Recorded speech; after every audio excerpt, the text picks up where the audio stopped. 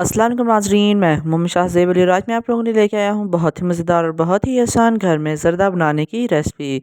जैसा कि आप जानते हैं कि बहुत से लोगों को ये ज़रदा खाना पसंद है, लेकिन इनसे घर में ये सही नहीं बन पाता।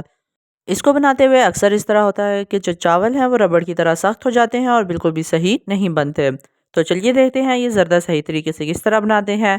इसमें हमें किन चीज़ों की ज़रूरत है और इसको बनाने के क्या स्टेप्स हैं। तो चलिए शुरू करते हैं आज की ये वीडियो। बिस्मिल्लाहिर्रहमानिर्रहीम। सबसे पहले तो हम लोगों ने एक बड़े साइज़ का देचका लेना है, जिसके अंदर हमने पानी डाल के इसको गर्म करना है।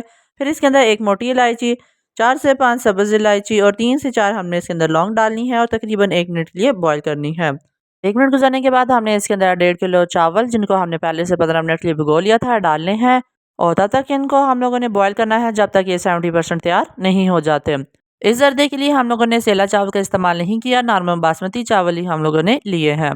अब चावलों को अपनी साइड पे करना है। एक और कढ़ाई लेनी है, जिसके अंदर हमने थोड़ा सा ऑयल डालना है और इसको हल्का सा गर्म कर लेना है।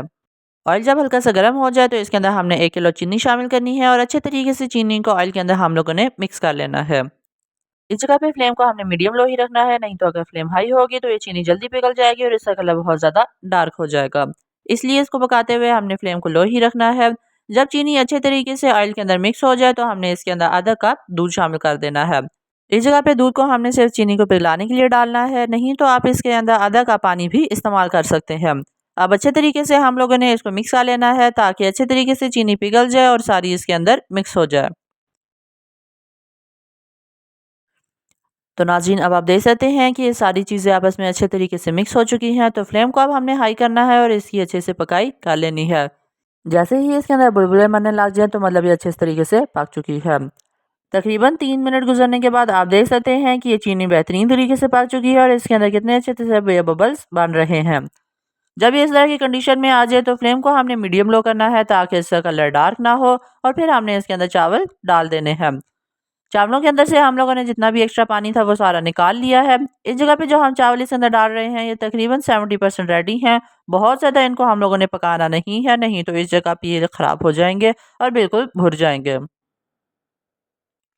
इसके अंदर डालने के बाद अब अच्छे से हम लोगों ने इन दोनों चीज़ों को मिक्स कर लेना है, ताकि ये चावलों के ऊपर अच्छे तरीके से चीनी मिक्स हो सके।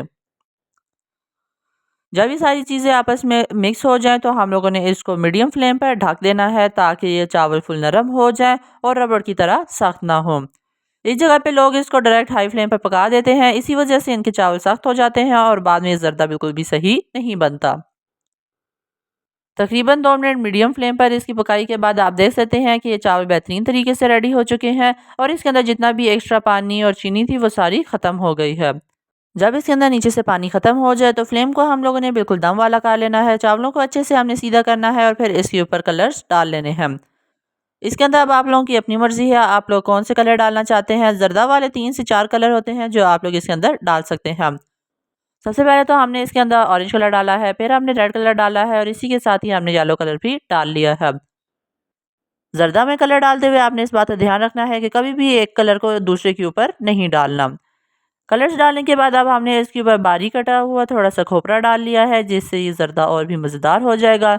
इसी के साथ हम लोगों ने थोड़े से इसके ऊपर मेवे भी डाले हैं और कुछ हम लोगों ने अशरफी मुरब्बा डिफरेंट कलर्स का लिया है, वो भी हम लोग इसके ऊपर डाल देंगे।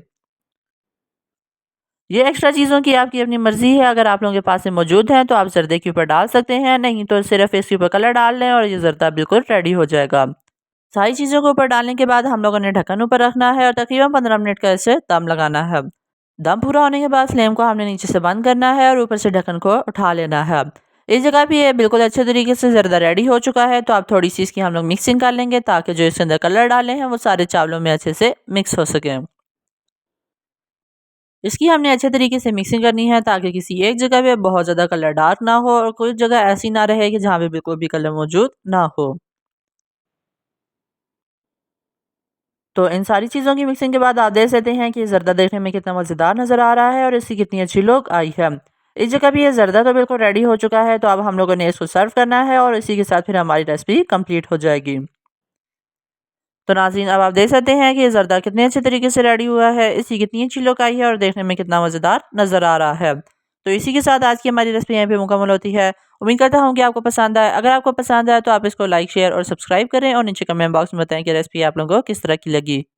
और अगर अभी तक आपने हमारे चैनल को सब्सक्राइब नहीं किया तो उसे सब्सक्राइब भी कर लें और साथ बेल आइकन के बटन को भी दबा दें ताकि आपको हमारी हर नए आने वाली वीडियो की नोटिफिकेशन टाइम पर मिलती रहे। तो मिलते हैं आपसे अगली मज़ेदार सी वीडियो में, तब तक के लिए अल्लाह हाफिज़।